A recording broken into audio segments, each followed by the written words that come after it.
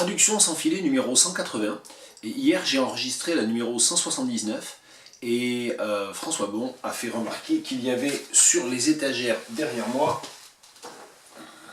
ma collection de Young Human, qui n'est pas une collection complète. Alors Young Human, j'en ai déjà parlé, j'ai déjà traduit 2 pages de Young Human l'an dernier, début février 2018. Et je ne vais pas représenter donc à chaque fois Young Human, mais Young Human c'est un projet que l'artiste Tom Phillips a réalisé sur 50 ans à partir d'un livre trouvé dans une brocante chez un bouquiniste en fait, un roman complètement oublié du 19e siècle, un roman victorien, The Human Document, d'un certain Mallock, et il a entrepris de traiter, ce qu'il appelle treat, hein, donc c'est d'où le sous-titre A Treated Victorian Novel qu'on voit ici, hein, d'où ce sous-titre. Il a entrepris de traiter, c'est-à-dire en fait de modifier toutes les pages en les peignant, en les recoupant,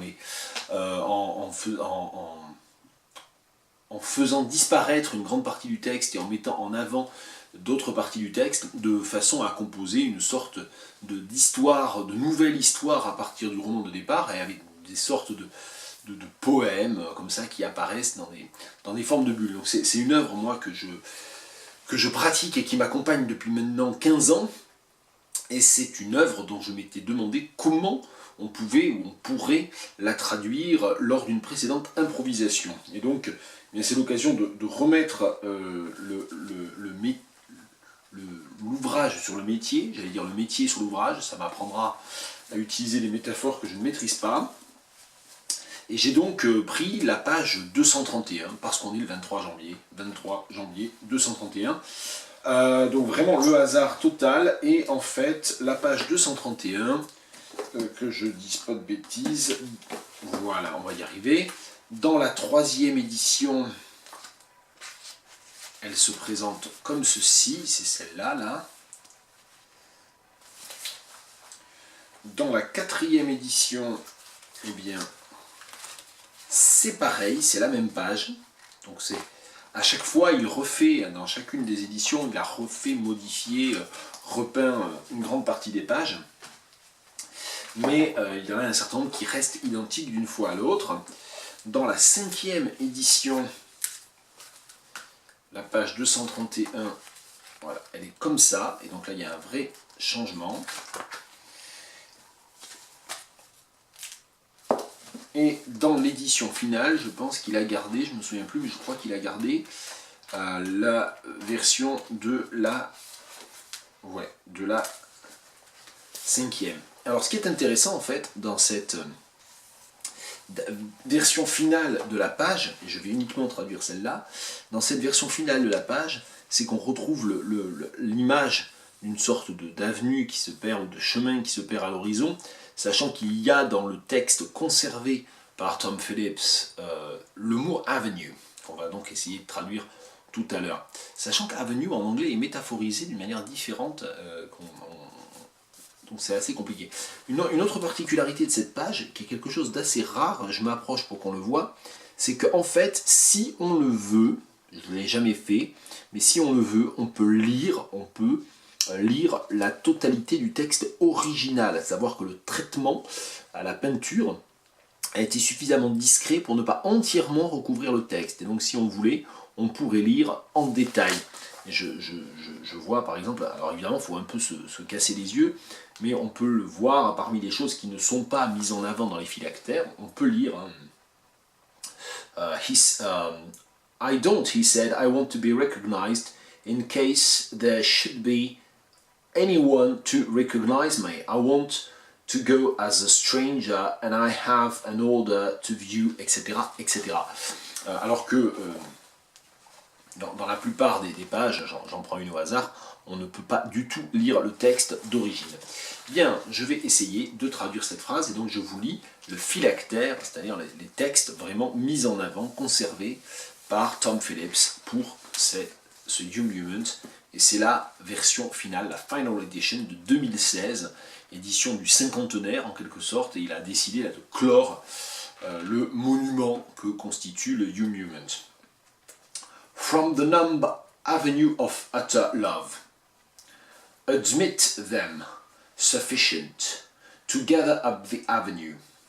A certain dilapidation she ill-mended, any just by rust, down-drawn. Admit them sufficient Toge.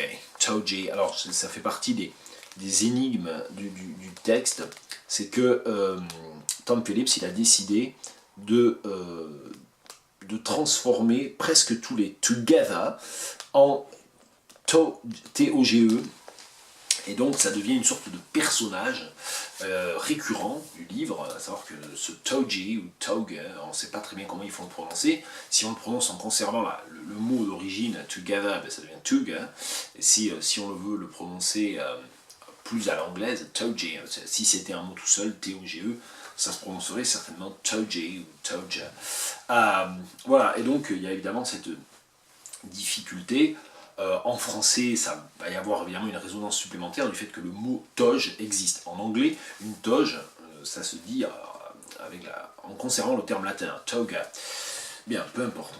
From the numb avenue of utter love, depuis, alors, littéralement, l'avenue inerte, depuis l'avenue inerte of utter love, de l'amour, alors, simple ou de l'amour absolu. Je ne sais pas très bien, utter love, c'est difficile à traduire précisément. Admit them, accueillez-les, peut-être. Admit them sufficient. Ah non, c'est admit them sufficient, parce qu'il met la virgule après. Admit them sufficient. Concédez qu'ils suffisent, qu'ils sont suffisants. Together up the avenue. Et tiens, d'ailleurs, là, il y a un together qui a été gardé tel quel, et il ne l'a pas réduit à toge. Admit them sufficient, concédez ou admettez qu'ils sont suffisants ou qu'ils suffisent, together up the avenue, alors qu'ils remontent ensemble l'avenue. A certain dilapidation she ill-mended. Alors le problème de ill-mended, c'est que normalement c'est un adjectif ou un participe passé, et là il en fait un verbe actif. Un certain type de dilapidation, ou de dilapidation, c'est le fait de s'aborder ses économies, de tout dépenser, etc. Et c'est pas employé exactement pareil en français d'ailleurs. On emploie le verbe dilapider, on n'emploie pas tellement le nom dilapidation. Comment on dirait un certain don pour la dépense, quelque chose.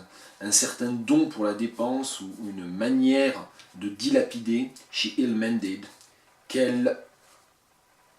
Alors, si on veut garder le côté néologique de ce ill-mended utilisé comme verbe actif, une certaine manière de dilapider qu'elle a non réparé, littéralement on pourrait le faire comme ça, ou qu'elle a mal réparé, oui. And he just by rust down-drawn. Et alors là, ça veut rien dire du tout en anglais. Il s'est contenté de découper des mots en fonction des sons, et pour faire des paronomases en fait, hein, donc c'est un peu compliqué. He just by rust, lui seulement, alors si on garde le sens uniquement, lui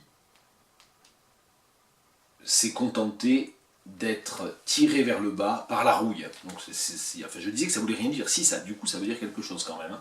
Mais he just by rust down-drawn, il s'est contenté d'être tiré vers le bas par la rouille. Et si on veut garder plutôt le côté poétique, c'est-à-dire le découpage en fonction des sonorités, donc de la paronomase, il faudra le traduire différemment.